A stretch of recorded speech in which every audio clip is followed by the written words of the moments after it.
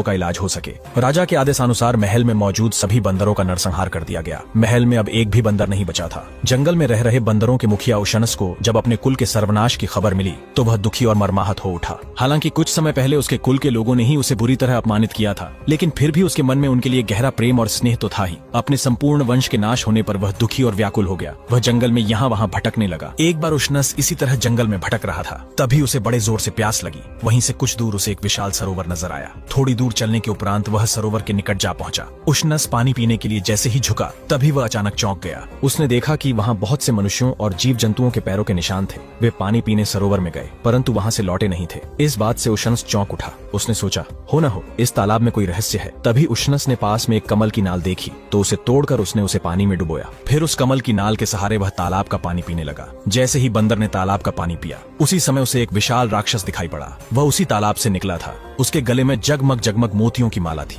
जिसका प्रकाश दूर दूर तक फैल रहा था। राक्षस ने उशनस से कहा, आप बहुत बुद्धिमान हैं। मैं आपके ज्ञान और समझदारी से बहुत प्रभावित हुआ हूँ। इस तालाब का पानी पीने इतने लोग और पशु पक्षी आए जिन्हें मैंने निगल लिया, परंतु अकेले आप ही हैं जिसने अपने ज्ञान और चतुराई से खुद को बचा लिया। इसलिए मेरे मन में आपके लिए बड़ी प्रशंसा का भाव है। आप मुझसे जो भी वरदान मांगना चाहें मांग ले। उशनस ने मुस्कुराकर कहा, अगर आप मुझसे प्रसन्न हैं तो आपके गले में यह जो अद्भुत मोतियों की माला है वह कुछ समय के लिए मुझे दे दे। उन अनोखे मोतियों की माला पहनकर उशनस राजा चंद्र के पास गया तो राजा मोतियों की चमक देखकर हैरान रह गया। बोला, अरे ये तो अद्भुत मोती हैं। मैंने ऐसी मोतियों की माला कभी देखी नहीं। बंदरों के मुखिया ने कहा, महाराज यह माला मुझे यात्रा में मिली है। मेरे कुल का नाश होने पर मैं इस कदर दुखी हो गया कि मन को चैन ही नहीं था। व्याकुल होकर मैं इधर उधर घूमता रहा, कभी किसी जंगल में तो कभी नदी किनारे। राजा चंद्र बोला, मैं तुम्हारा दुख समझ सकता हूँ, लेकिन हालत ही ऐसी हो गई थी कि न चाहते हुए भी मुझे बंदरों के वध का आदेश देना पड़ा। इसके बिना घोड़े ठीक और स्वस्थ नहीं हो सकते थे, और यह तो तुम जानते ही हो कि राजकाज घोड़ों के बिना चल नहीं सकता। इसलिए मुझे यह अप्रिय निर्णय लेना पड़ा।